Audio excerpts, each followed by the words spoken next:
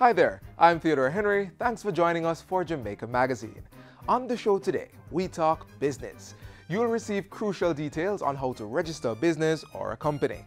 Plus, we also have information on the accreditation process for the construction sector, checking blocks and steel to ensure a stable built environment. After this short message will be the news, and then we'll delve into those issues and others. Stay with us.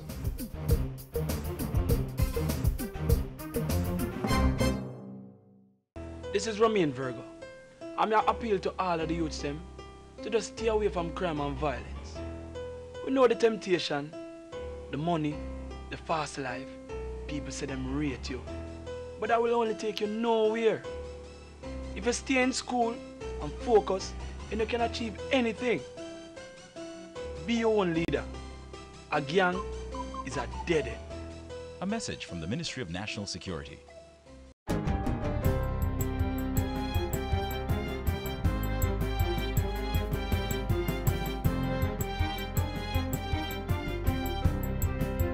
Good day, I'm Lorraine Mendez and this is your JIS News for Friday, June 9. National Security Minister Robert Montego says increased activities by the security forces are putting gangs under pressure. In a statement released yesterday, the minister asserted that as a result, many of the murders being recorded were inter- and intra-gang related, arising from increased police intelligence and seizure of weapons, which had created tension and conflict among gang members. He says that as the police continue to dismantle gangs in areas such as Barretttown and Hanover, other gangs are attempting to infiltrate the communities and take over the space. In addition, he points to a disturbing new trend where feuds involving gang members overseas are being fought in Jamaica. Some of these conflicts are said to arise from lottery scamming and the gun for drugs trade.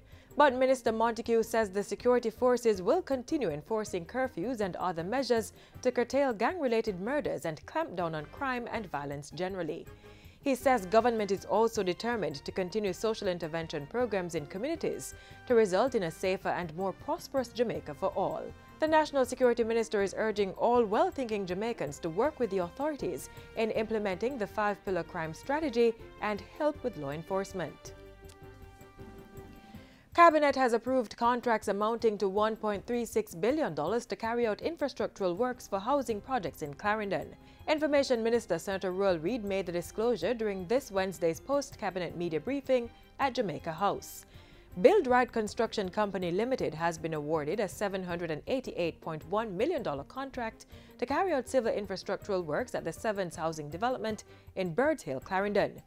Surrey Paving and Aggregate Company Limited is contracted to undertake similar work on Phase 2A of the Longville Park Housing Development at a cost of $289.36 million. And Asphaltic Concrete Enterprise Limited is to be awarded $281.3 million to do likewise at Moneymusk Country Estate. Senator Reid says Cabinet has also approved a special benefits order to the Estuary Housing Development in Friendship St. James, effective December 20, 2016.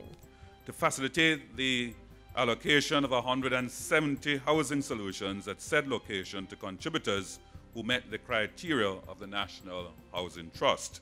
Labour and Social Security Minister Shahini Robinson says government is seeking to increase access and coverage for persons with disabilities to empower them and expand their level of participation in the society. We are working to actualize the right of every Jamaican with disabilities to develop to maximum potential as mandated by our Disability Act. She points to the codes of practice and regulations being developed to support the Disability Act, as well as a public education campaign being planned to ensure all citizens understand the rights of persons with disabilities. The minister was speaking on Thursday during a tour with representatives of the Inter-American Development Bank at the Early Stimulation Facility on Hanover Street in Kingston. The facility, which was officially opened on March 3 of this year, received funding support from the IDB. The Ministry of Culture, Gender, Entertainment and Sport has mounted the third and final gateway sign to the Blue and John Crow Mountains. The mounting of the Port Morant St. Thomas sign follows similar installations last year in Pepin St. Andrew and Port Antonio, Portland, the other two major access points to the World Heritage Site. The installation of the gateway signs is a strategic marketing move intended to lift the heritage profile of the communities in which the signs are located.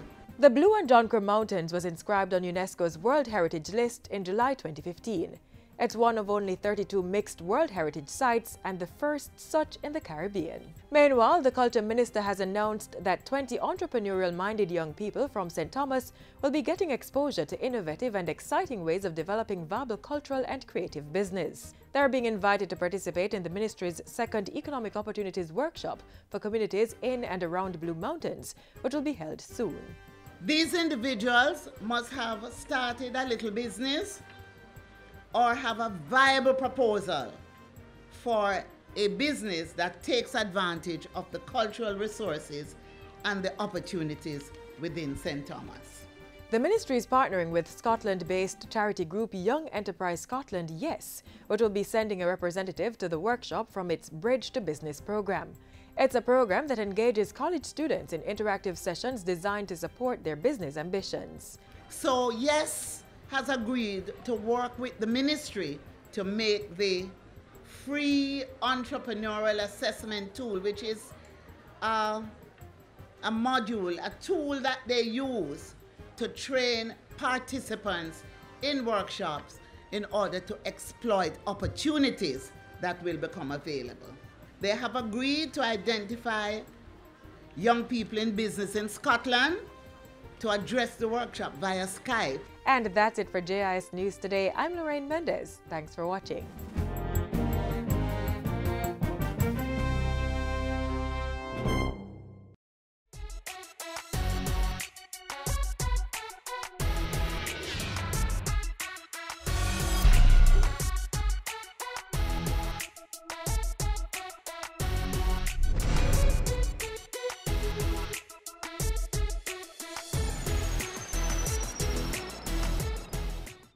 Yes, it's World Accreditation Day. The nation joins the globe in recognizing the importance of standards, processes, and regulations in the dispensation of goods and services. Accreditation ensures that customers are guaranteed the best quality product when conducting a transaction. This year's World Accreditation Day theme focuses on the construction sector. The Bureau of Standards Jamaica carries out regular monitoring of construction materials such as blocks and cement. Watch this next feature.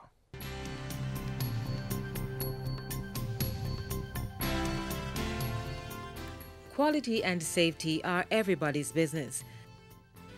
People want to know that the products they buy are of good quality. People believe in getting value for money, and so does the Bureau of Standards Jamaica, BSJ. The Bureau establishes standards of quality for goods and services and helps companies maintain high standards in the interest of all. Standards are important. They make products more efficient, safer, and cleaner, promote new technology, make businesses more competitive, and so increase customer satisfaction and trade. The Bureau of Standards Jamaica is a member of the International Standards Organization, ISO, which attests to the quality of goods from 161 member countries worldwide. For over 40 years, BSJ has been working to raise standards and quality in Jamaica. It is the Bureau's job to issue product and plant certification marks that tell local and international markets that products and services displaying these marks have met the highest standards and regulations. Certification marks are backed by law, so they push any product or service to the head of the competition. The Bureau of Standards is making standards work for you as it collaborates with national, regional, and international partners in the best interest of Jamaica. It means better business and the assurance of greater health and safety for all. As part of ongoing efforts to raise standards, the Bureau has upgraded and kept abreast with the most modern tools and infrastructure. This means the BSJ can carry out its monitoring and regulatory roles and deliver the highest level of service to government, industries, and the consuming public. We now have modern state-of-the-art equipment and freshly trained staff to raise your products and services to new standards and delivery of top-end products. The Bureau tests and certifies building materials such as blocks, aggregates, steel, and concrete, the most important components in construction, for good quality. This means protection from concrete failure in homes, offices, high-rise buildings, bridges, and more. It also means full attention to earthquake and hurricane stress requirements. The Bureau ensures high standards in the construction industry through services provided by its technical teams, such as those in the Civil Engineering Unit. The Bureau tests all shipments of steel, including reinforced steel bars for concrete that come into the island. Using the Denison Universal Testing Unit, the BSJ checks the ultimate tensile strength, elongation, and the point at which the material will yield or break under stress. With Jamaica being in an earthquake zone, these are important values which should conform to the JS 33-2005 standard. Technical staff at the Bureau's laboratory also conduct monitoring tests on hollow and concrete blocks made across Jamaica. How individual blocks are composed in terms of size and ingredients must meet certain requirements to create a strong building tool. If this is not done correctly, it can lead to weak or defective blocks and building failure, especially in hurricanes or earthquakes. Certified block manufacturers are added to the Bureau's prestigious Registered and Certified Block Manufacturers Directory yearly. Their products are given an A or B grade, indicating their suitability for use in construction. Concrete blocks will fail due to a number of factors, among them improper cement aggregate ratio, that is, too much crushed stone or sand to each bag of cement, too much water per bag of cement, or blocks drying out or curing too quickly. The BSJ also sets and monitors the standards for cement, aggregates, and concrete mixtures. Getting the best quality concrete starts with selecting the right raw material for your construction project, and that means having material that conforms to the relevant standards. And having invested heavily in retooling and upgrading its testing and metrology infrastructure, the BSJ has positioned itself to carry out a program of compulsory registration and monitoring of ready-mix concrete companies. This means random checks 3 times per year, ensuring that consumers get value for money. What we do with our testing, especially for sieve analysis, we test for proper grading of the sample. With this proper grading, we perform a proper blending of coarse and fine together to give you a proper, dense concrete mixing. If this is not performed, this could be a result of a concrete mixing, of improper grading of aggregates, which could result in the slab leaking and porous concrete at a weaker strength. Let the Bureau of Standards make standards work for you with the best quality certified construction material. The BSJ, positioned for choice among traders, contractors, builders, and buyers. Talk to a customer service representative today. Mark our word, standards can work for you. The business process outsourcing BPO sector, employing more than 6,000 Jamaicans, putting the youth at work. The kinds of work we are doing right now in Jamaica through our 40 companies established in this industry include applications like Netflix, applications like Amazon. So you're speaking to people about their credit cards. We are doing applications like tech support. So if you have a problem with your iPhone, iMac, or laptop, technical questions, those questions are being answered in some of our BPO operations. That's not sweatshop. Humana has over 400 agents here that when people call the US to query about their health plan, those calls are being handled in Jamaica. That's not blowing, you're working for one of the largest healthcare companies in the world. The local BPO industry, creating employment, boosting the economy.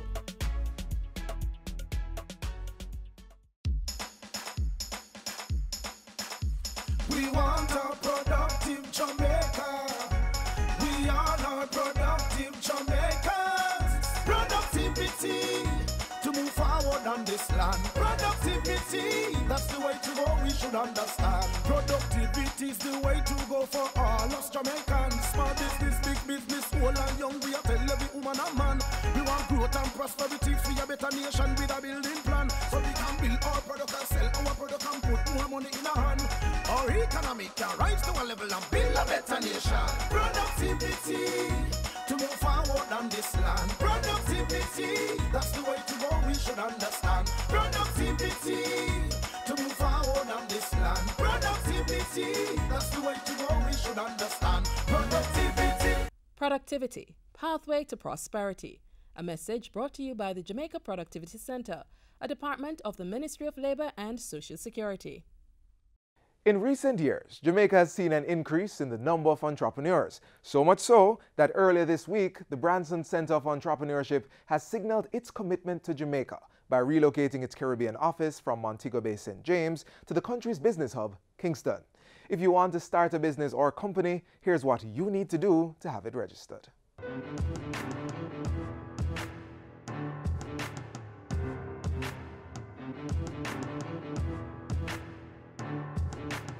Have you realized that more and more Jamaicans are becoming their own bosses? Think about it. Varying types of companies or businesses are being opened all over the island. But before they could start their operations, they first had to be registered with the Companies Office of Jamaica, COJ. The process to register a business and a company are not the same. In fact, many believe that a company is the same as a business, but they really aren't. A company is a non-profit or profit-generating commercial enterprise registered or incorporated under the Companies Act, while a business is a sole trader or partnership registered under the Business Names Act. So with that said, we will be differentiating the registration process for each of these two groups for you. Let's begin with how to register a business. For new applicants, you will need to complete and submit the Business Registration Form BRF1, also known as the Super Form. You will also need a document verifying the owner or owner's current place of address, such as a driver's license or utility bill.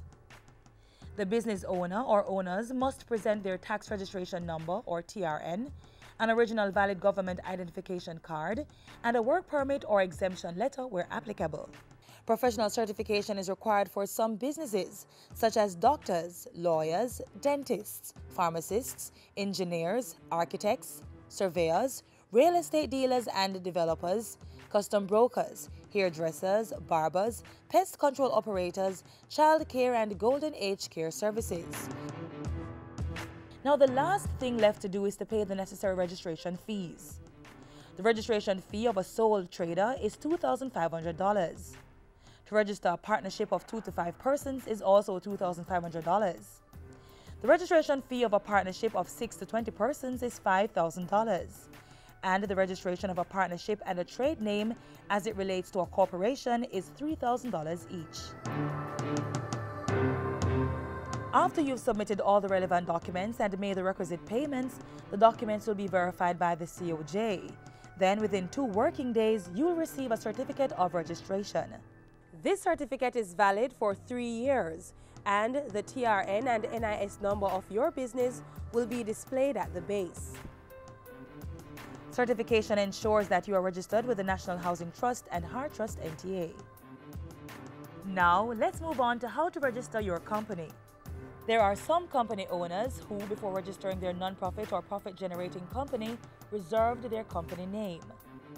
The COJ has made it possible for these persons who may not be able to afford the fees associated with the registration of their company, or who are in the process of accumulating the relevant documents, to first reserve a name for their company up to 90 days before it's registered. This is a very beneficial opportunity because if you do this, you will 1. Establish that the proposed name is appropriate and available for use.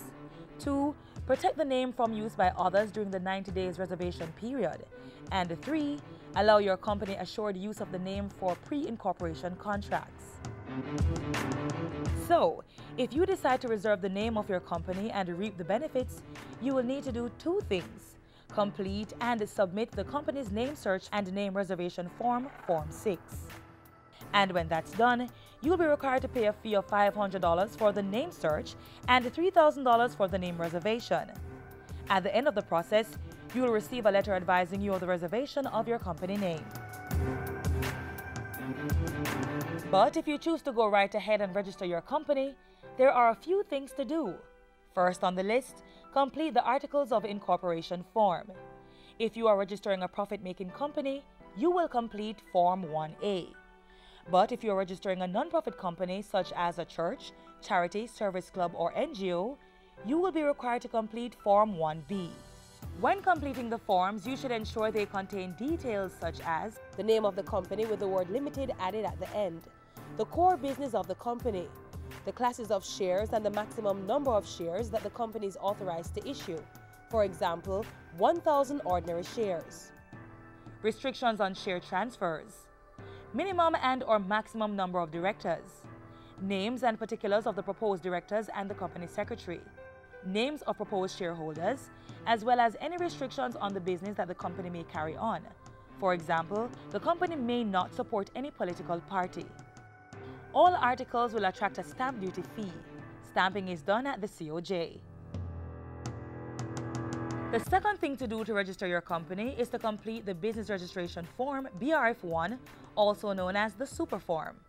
On this form, you will be filling in the required information needed on the principal director, all other directors, the company secretary, registered office, and the projected start date.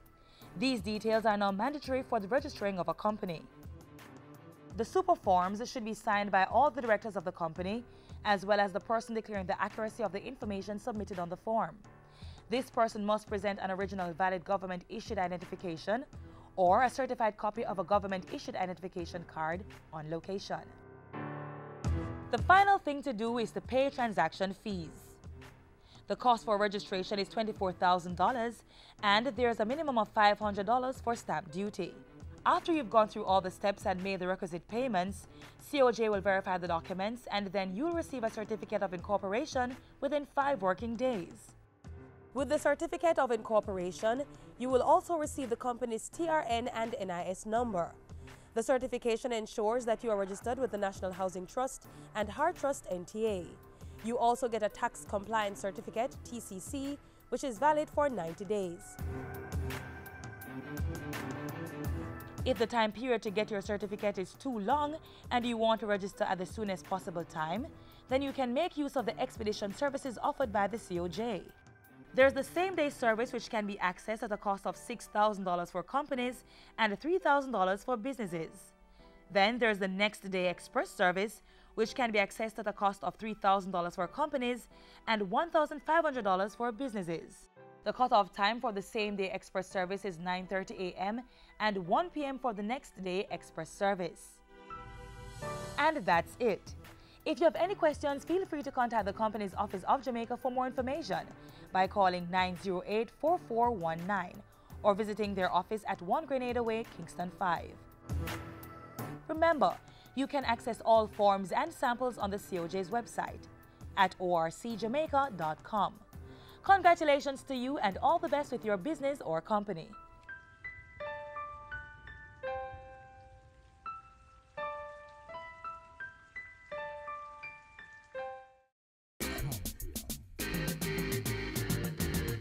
Stand up and get in the race. I can become the master of my destiny. Step up your stride, make we work like a harder. Do it like Veronica, more than a supper. We can rise above the challenges and shine. Was with passion in your heart. Make a plan and stop all the idling. You think that's so? We reach our aging. I can, you can. Like our Olympians, every Jamaican can.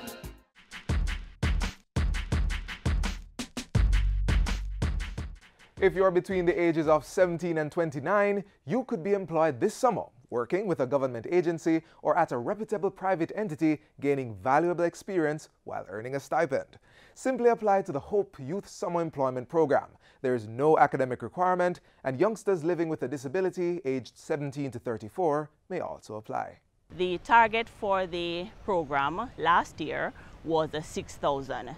Now that the National Youth Service has merged operationally with the Heart Trust NTA, the target was increased to 25,200. No youth will be left behind, so it means that wherever your focus is, wherever your educational background is, we will find a placement for you. You have a week to apply, as the deadline is next Friday, June 16. Application forms may be collected from any of the island's Heart Trust NTA offices or by clicking on nysjamaica.org for the application document. A productive youth will contribute positively to nation building in making Jamaica the place of choice to live, work, raise families, and do business.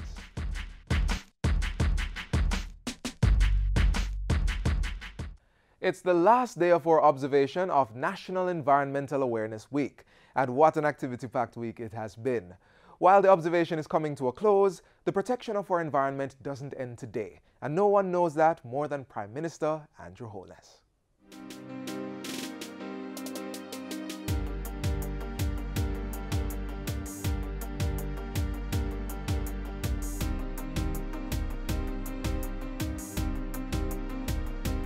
It is, to me, the most depressing thing to drive behind a vehicle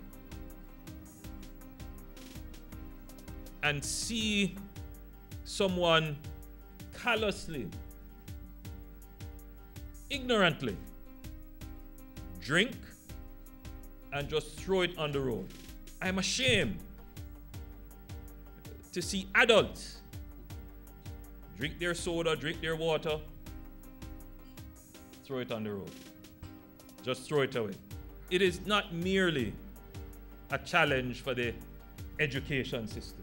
It is a challenge for all Jamaicans. I have not lost hope in our adults and in our parents. I believe we can change. But I'm inclined to spend more effort on our children, because they are not ingrained. They are not likely to tell you, "Chum, man, a foolishness you talk. My one little buckle can block gully," which is what you hear sometimes when you try to school them in the right way to do things. But if we can get it into the generation coming, if we can get their minds bent in this way from early, then they will grow up as good trees with deep roots, protecting the environment. We have to ensure that all our children become guardians of our environment. We can get them to appreciate that they have a responsibility. Then they will school their parents. They will get their bigger brother and their uncles and aunts and cousins. They can become the agent for change in their household. In order for Jamaica to experience sustainable growth, we must embed the right mindset in our children for protecting our environment for future generations.